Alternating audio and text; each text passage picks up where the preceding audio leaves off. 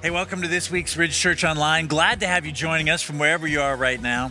A couple of things just before we jump into the sermon. Our Kids Night Out is coming up this Friday, February 23rd. If you've got young kids, it's a brilliant evening for your kids to hang out at the church and have fun and that type of thing, and for you to have a date night or to go out and do something else. And so if you want to send your kids, sign them up. You can find all the information on our website.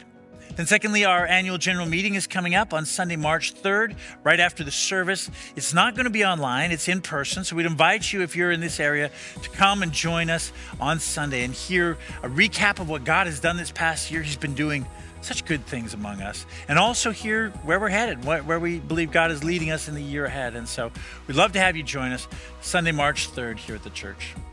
Okay, well, welcome here today. Here's this week's sermon.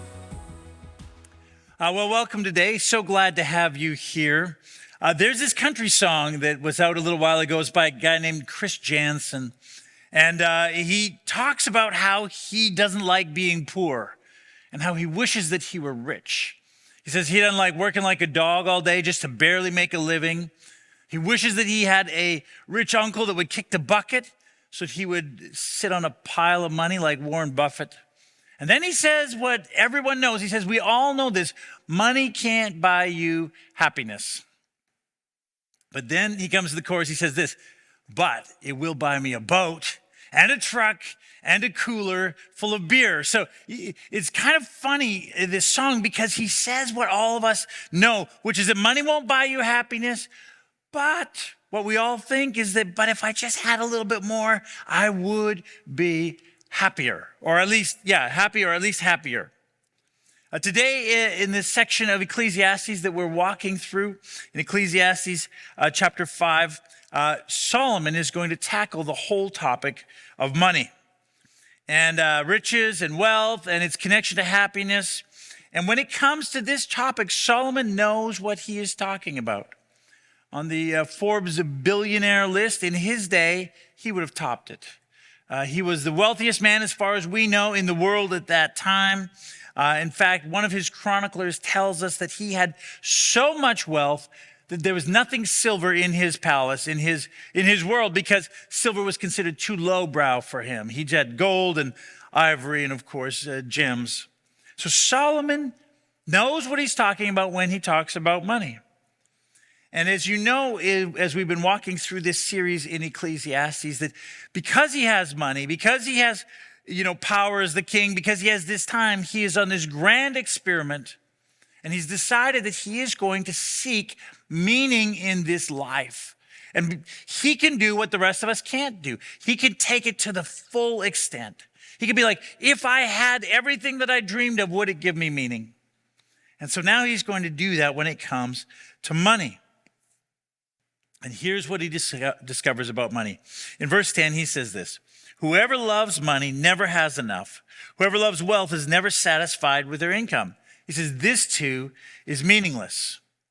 So he says, look, if you love money, you will never feel like you have enough. Now, notice what he doesn't say. He doesn't say that money is evil or that it's even wrong to have a bunch of money. That's not what he's saying. He's saying the love of money is the problem, which is a problem that can apply both to people who have all kinds of money and people who don't actually have that much money. The issue isn't how much you have. The issue is if you're looking to that money to do in your life what it can't do.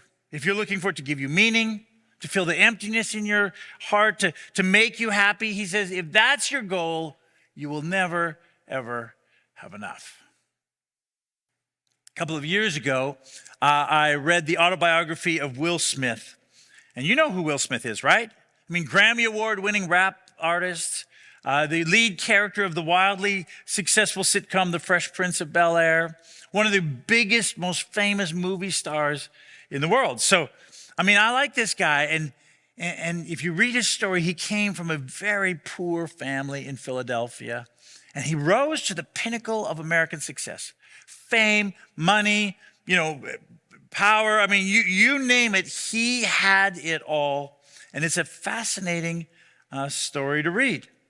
It's also the closest I've ever come to reading a modern day version of the book of Ecclesiastes. Because while he doesn't have the wisdom of Solomon, he's on the same kind of a trek, the same kind of a journey. He's trying to find fulfillment and happiness and meaning in his life. And he has the kind of resources to do what most of us only ever dream about doing. And it's fascinating what he finds.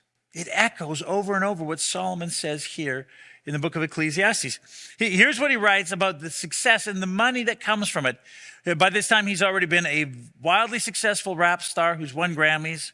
He's already been a sitcom superstar with the Fresh Prince of Bel-Air. And now he's a movie star. And this is what he writes.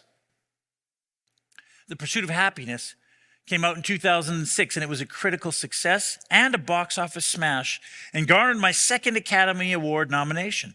If I felt invincible before, now I really felt it. The streak continued. I Am Legend roared out the first weekend with the largest ever box office gross for a movie in December. It grossed around $600 million. Then Hancock came out and grossed another $600 million plus within 6 months of I Am Legend. I was unstoppable. It was the greatest streak of smash hits of any movie actor in Hollywood history. I became the highest grossing film actor ever. And I still wasn't even 40 years old. The problem was I'd conflated being successful with being loved and being happy. These are three separate things. And since I conflated them, I ended up suffering from an even more insidious version of the subtle sickness, which I can best describe as more. If I'm more successful, I'll be happier, and people will love me more. I was trying to fill an internal emotional hole with external material achievements. Ultimately, this kind of obsession is insatiable. The more you get, the more you want. All the time, never quite scratching the itch. You end up with a mind consumed by what it doesn't have and what it didn't get, and a spiraling inability to enjoy what it does have. It's fascinating. I mean, Will Smith, not even 40 years old, and more success and more money than we would dream of in a lifetime. And yet he says he's slowly being overtaken by what he calls the subtle sickness. In other words, it's not front and center in his life, but it's this creeping thing in the background in his heart. And it's this desire, this insatiable need for more.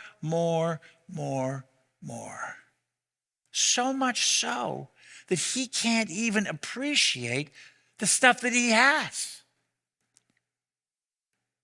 And we think, we say, well, how can that be? And yet it's exactly what Solomon saw and experienced. If you love money, if you look to it for your meaning in life, to reassure you that you're enough, that you're worthy, if that's what you're looking for money to do, whether you're wildly successful movie star or super poor or just plain middle class, it will never satisfy that longing in your heart. You see, the subtle sickness is insatiable. And we hear about that, we hear about that, we joke, yeah, well, if you got to bear a burden, that's at least a good burden that you have to bear. I'd be willing to try. But Solomon says, actually, wait. There's another thing you need to know about having a lot of money. Here's what he says in verses 11 and 12. He says, as goods increase, so do those who consume them. And what benefit are they to the owners except to feast their eyes on them?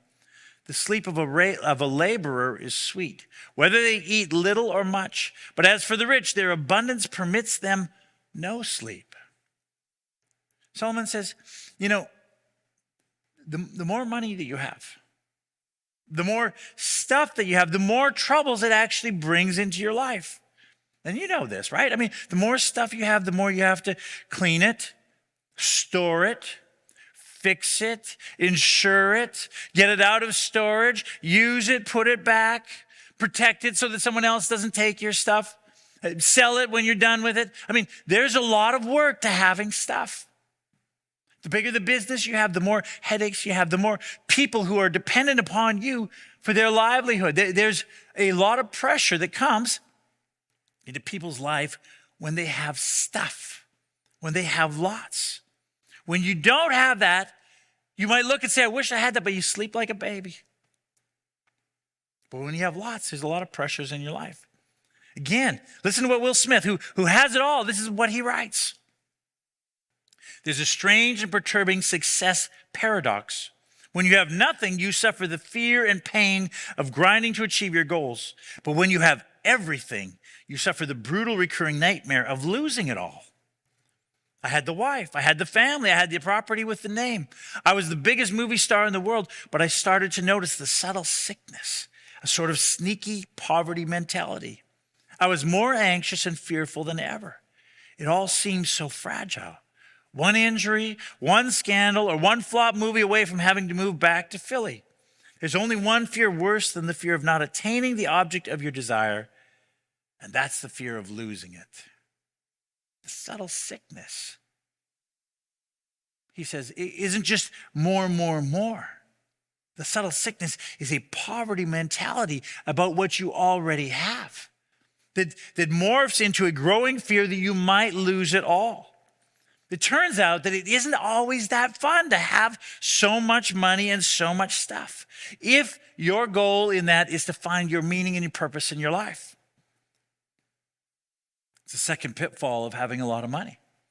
And Solomon points one more pitfall of loving money. He says this in verses 13 and 14. He says, I've seen a grievous evil under the sun, wealth hoarded to the harm of its owners, or wealth lost through some misfortune, so that when they have children, there's nothing left for them to inherit. Solomon says, here's one more problem with money. Money, he says, is notoriously unstable. It comes slowly or it comes quickly, but it can also disappear quite quickly. He says, and I've seen two things that it does in life. Either you work so hard to get the money, it is so central, you scrape and you work to get it, and finally you get it and you hang on to it. But in the process, you lose the other things that are so valuable in your life. I mean, you end up with a pile of money and all alone. He says, or I've seen the opposite. You work so hard to get all of this money and you accumulate it all, and it's your life's work, and then you make a stupid mistake. Or, just as likely, something totally out of your control happens and you lose it all. You don't even have enough to give to your kids as an inheritance. He says, look, money is notoriously unstable. And if you decide that you're going to build your life, your value, you're going to place your happiness on that, that is a huge gamble that you will not win. It'll be a tragic thing. In fact, Solomon's been around. Solomon's watched. He's a keen observer of life, and he says, actually, I want to tell you about two other tragedies that I've seen in people's lives when it comes to having money. Here's the first one. In the beginning of chapter 6, he says this, I have seen another evil under the sun, and it weighs heavily on mankind. God gives some people wealth, possessions, and honor so that they lack nothing their heart desires. But God does not grant them the ability to enjoy them, and strangers enjoy them instead. This is meaningless, a grievous evil. He says this, here's what I've seen. He says, I have seen people who have got all kinds of money, more than they could ever want. And the money doesn't go away, they go away. And someone else gets to enjoy that money. You know, this past week, if you're reading the news, one of the greatest marathoners in the world, the greatest marathoner in the world, was killed in a car accident. His name was Calvin Kittman, and he was just 24 years old. And last October, he ran a marathon, 42 kilometers, in 2 hours and 35 seconds. Unbelievable, unheard of, world record. And he had just announced that this October in Europe, he was going to run a marathon in less than 2 hours. First human being to do that. It would have made him so famous. The endorsements would have rolled in. He would have been set for life, a young man with a brilliant future in front of him. And in a freak accident, totally strange accident, he ends up dead.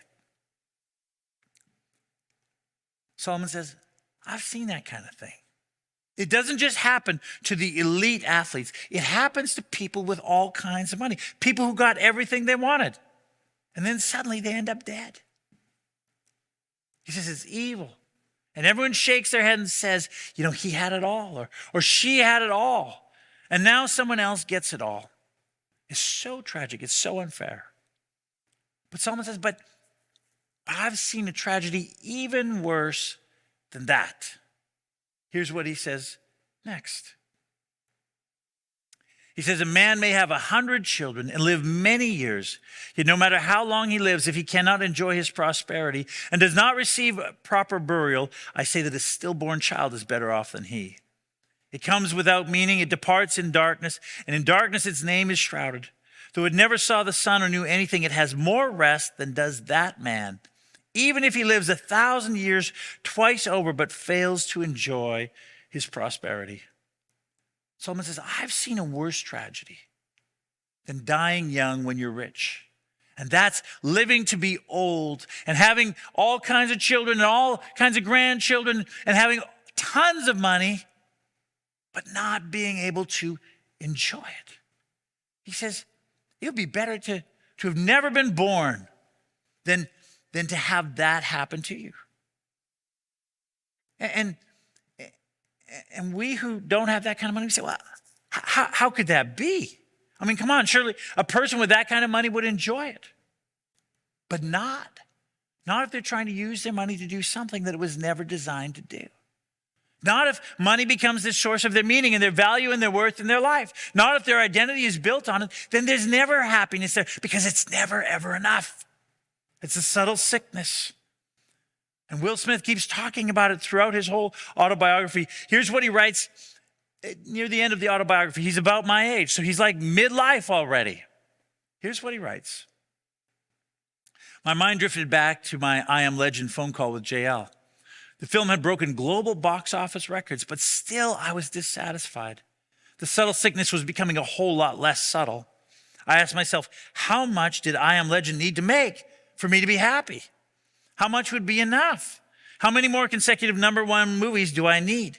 How much more money would it take for me to feel safe and secure? How many more Grammys or Academy Awards do I need to feel loved and approved of? How much healthier do my kids need to be? How many more times does Jada need to say, I love you? When will enough be enough? The problem is the more you get, the more you want. It's like drinking salt water to quench your thirst. We develop a tolerance that makes us need more just to get the same high. I started to recognize the game, the trick, the insanity, the carrot on the stick. I had never liked vampire movies, but suddenly understood their mythology. They're a metaphor for insatiable human hunger, unquenchable thirsts, and chronic dissatisfaction. The attempt to fill the spiritual hole with external things. If unparalleled, winning and achieving everything I have ever dreamed of does not secure perfect happiness and ultimate bliss, then what does?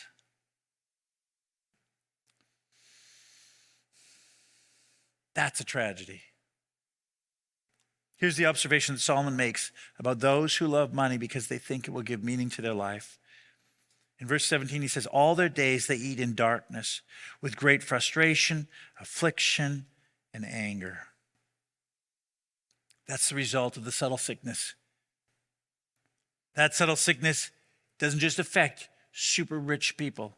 That affects anyone and everyone. No matter how much you've got, if you think that the money, if you think that more is going to be the answer, I mean, if you pursue that, you're going to be deeply, deeply disappointed.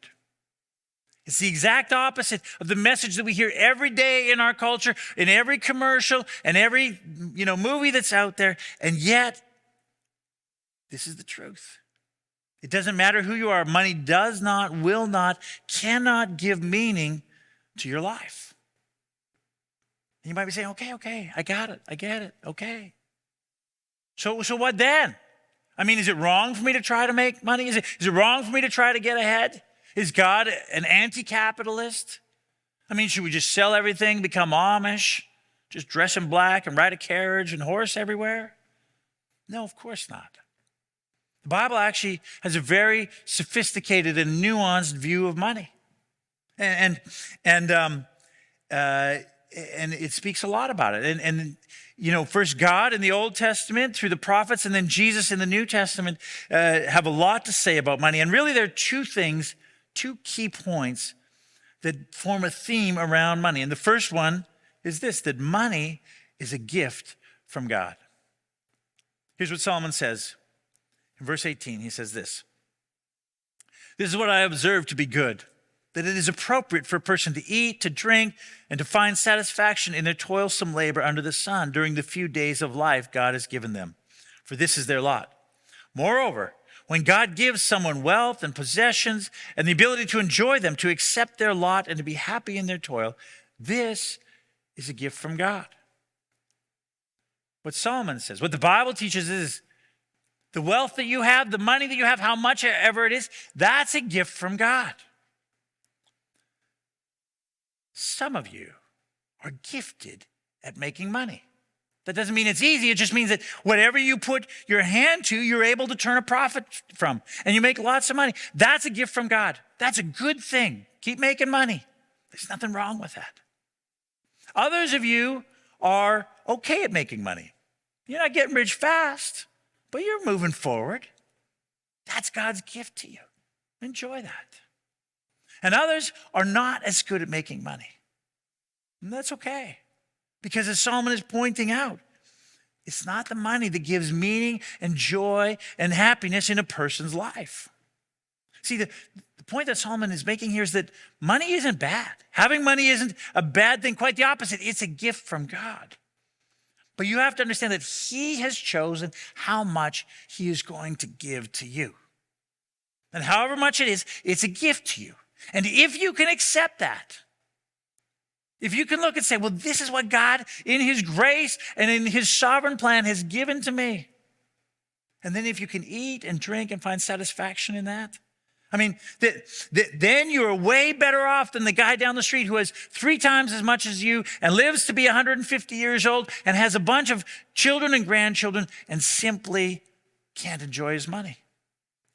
In fact, if you can enjoy whatever God has given you, if you're living in a tiny little apartment and you know, driving a little old jalopy and not able to go anywhere, if you can say, this is God's gift to us, and we live and we enjoy, if you can do that, you are better off than Will Smith, one of the greatest, most famous, most rich movie stars in the world. It's the first observation, or the first thing that the Bible points out, that the money that you have is a gift from God. But there's another thing, there's another theme, another observation here that Solomon makes. In verse 15 and 16, he says this. Everyone comes naked from their mother's womb, and as everyone comes, so they depart. They take nothing from their toil that they can carry in their hands. This too is a grievous evil. As everyone comes, so they depart. And what do they gain since they toil for the wind? Here's the other thing that he says. You can't take it with you. In the end, when you die, your money will remain. You'll be gone, but it will still be there. Which means that you don't own it. If you owned it, you would take it with you, but you can't. Which means that you're simply managing that money that God gives you for whatever amount of time that you have on this planet. So that is the question. Who are you managing it for? I mean, if you think that you're simply stardust, you're just an evolutionary accident that happened and there is no plan or purpose or meaning beyond you in this life, then, I mean, I don't know how you answer that. Because you're just really holding it until you pass it off to someone else. But if you believe that God created this world and you and all that is in it, and if you understand that the money that you have is his gift to you, then you begin to understand that your job is to manage the money that he has given to you. Then the money that he has given you is not an end in itself. Rather, it's a means to an end. In other words, if you are managing the money that God has given you, then it's a tool. It has been given to you to accomplish something in this life. Otherwise, you're just holding it until you pass it on to someone else who will actually do something with it in their life. So your money should never be an end in itself. It can't just be about you. I mean, if in the end you think that the money that God has given you is just for you, in the end, you're going to suffer from the subtle sickness. There will just never, ever be enough. And you will eat Spend your days eating in darkness and in frustration and in anger. And you'll have a poverty mentality all of your life. But that's not what your money is for. Instead, God has given you that money as a means to something much greater and much richer. See, here's the second point that the scriptures make. Money doesn't give meaning to your life, but it is a means to an end.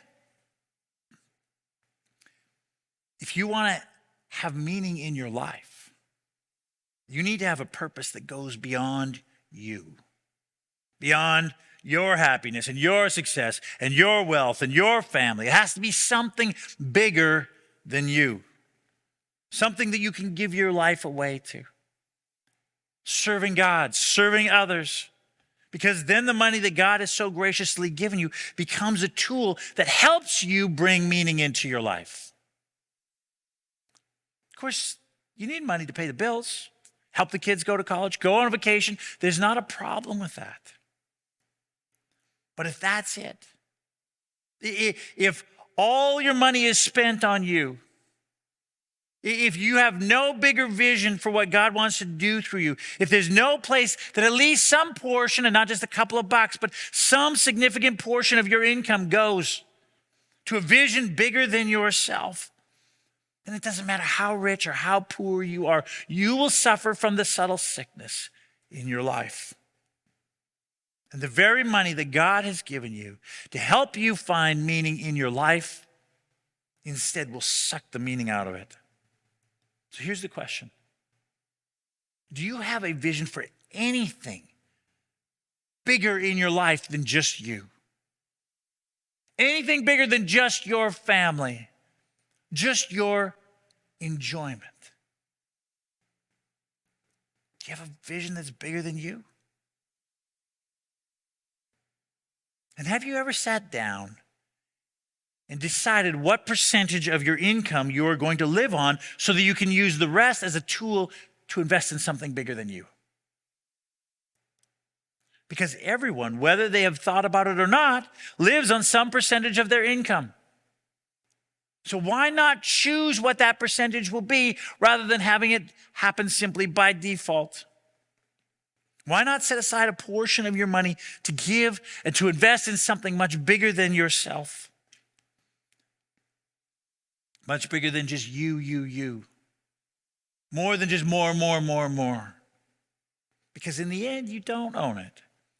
In the end, someone else is going to get it all. So why not use it in this life as a means to something greater? You know, if you read Will Smith's autobiography, it's actually quite a sad story. In spite of all of his success, he can't find the meaning and the happiness that he so desperately wants, which is really ironic considering that one of his famous movies was called The Pursuit of Happiness. The only bright spot in this story is his grandmother, whom he calls Gigi. And he loves her. He adores her. There's nothing that he wouldn't do for her. And she likewise adores him. And in fact, she calls him Loverboy. That's her nickname for him. And it's fascinating to read because he openly writes in his autobiography that Gigi loves Jesus. He's the center of her life. He's why she does all the things that she does. And she has a happiness that he just can't find, in spite of the fact that she lives in a very poor part of Philadelphia. And he asks her about it. And again, here's what he writes.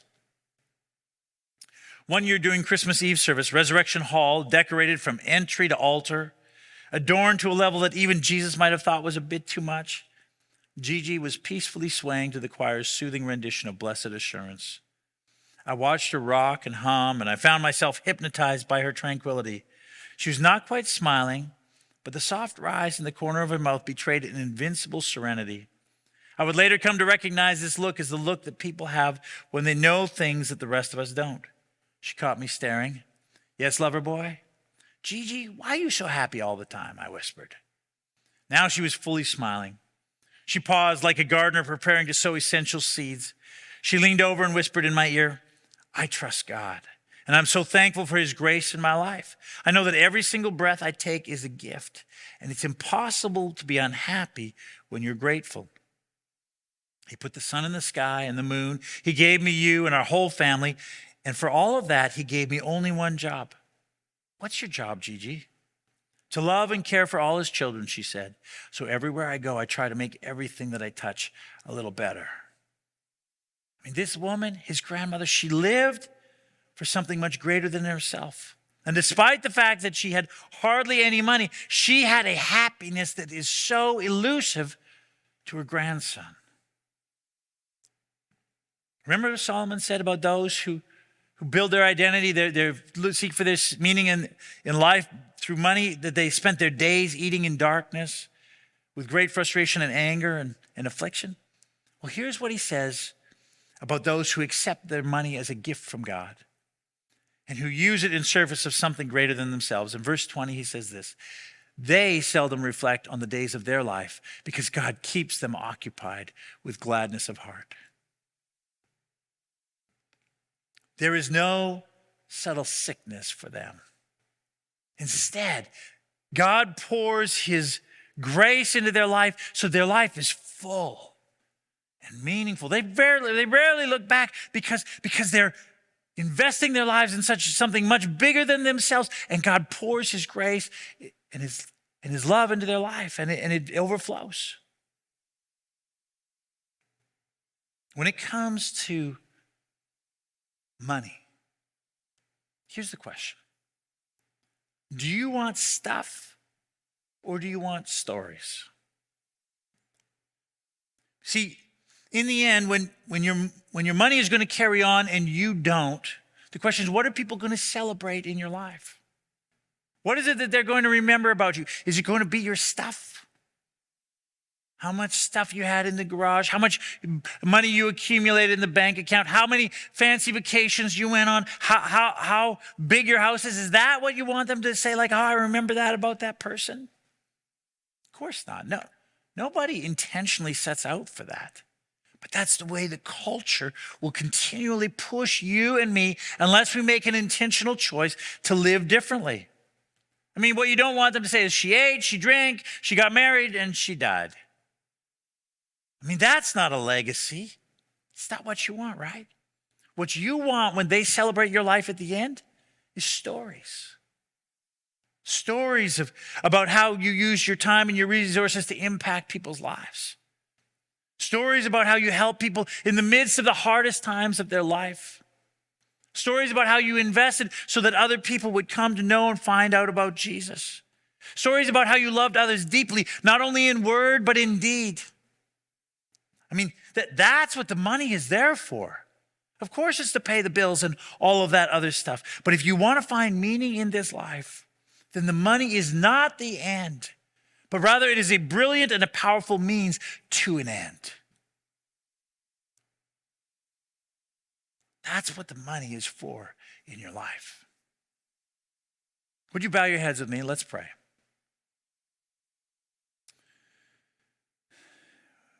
Well, God, you know that money is no little thing for us. It's kind of important. It's actually fairly important. And yet, God, somehow the way that it's designed, if we pursue money above all else or ahead of pretty much everything else, somehow it's never enough. Somehow the very thing that we look to give us life sucks the life out of us. God, forgive us for where we've done that. Forgive us for where we've been sucked into the message of our culture that if we just had a little more, if we just had one more thing, that then we'd finally be happy. God, forgive us for it. It's so prevalent here in this part of the world particularly.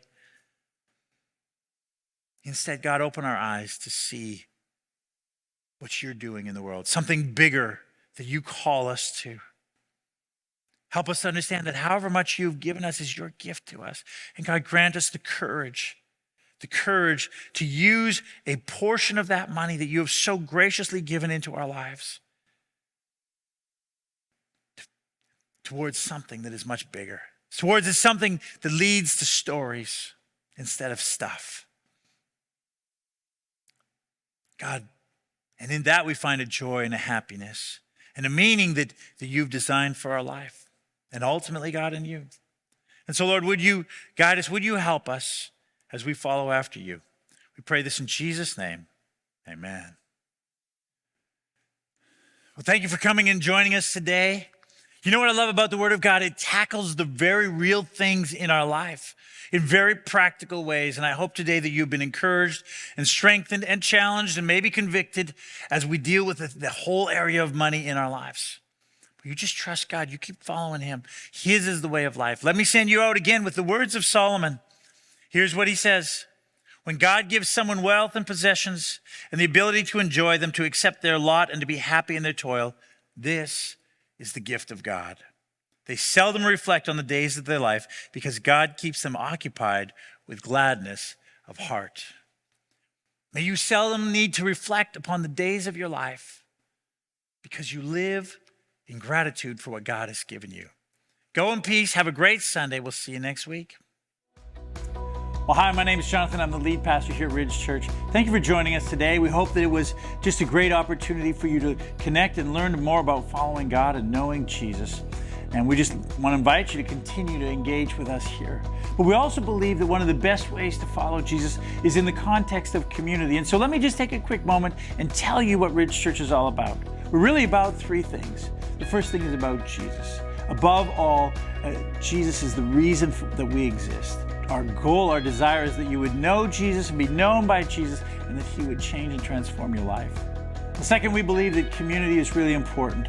You know, in a world with so many digital connections and so few genuine connections, we believe that one of the best ways to live life, one of the most healthy ways, and certainly one of the ways to follow Jesus best is in the context of community.